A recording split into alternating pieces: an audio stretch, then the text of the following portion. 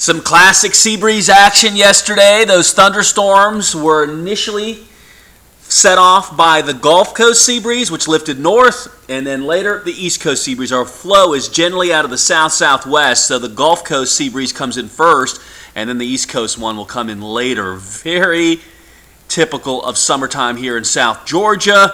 Now, we do have a disturbance out here in Texas, which is going to lift northward, and it's going to spread some of its instability and more moisture our way this weekend. So our rain chances, unfortunately, are going to peak on Saturday as it looks right now. This morning, we're starting off in the low to mid-70s, maybe not quite as comfortable as yesterday, but still not too bad.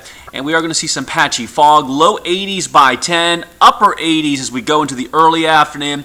We're going to hit about 91. We did it yesterday, the day before. I think we'll do it again with a pretty good chance of showers and storms. Again, that Gulf Coast sea breeze doing the work for us in the afternoon. There is the fog impact graphic that does show moderate impact across our area. So don't be surprised you get a patch of fog.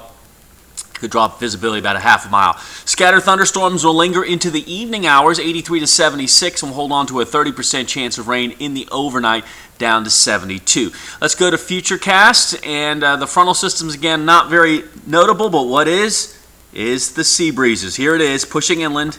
You can see that, and this one's pinned a little bit because the winds are coming out of the southwest mostly, south to southwest, so then it takes a little bit more time for it to head to the east. But you can see those showers and storms working into Albany around 5 p.m.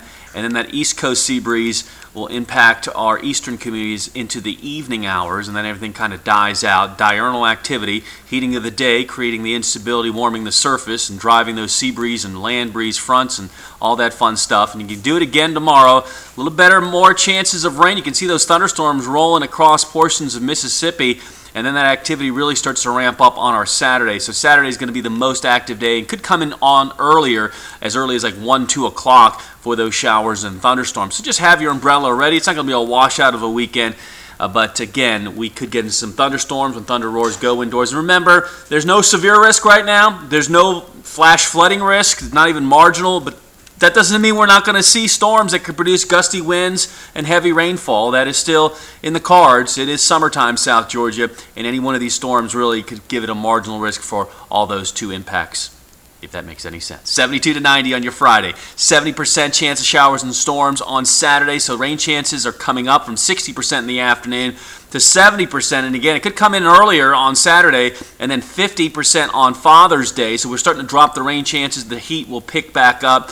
More of a scattering of showers and storms Monday, and it does look like rain chances will drop off more significantly midweek next week, and then the heat will be on like Donkey Kong. We'll talk all about it today in Georgia from 5 to 7 a.m. I hope to see you then.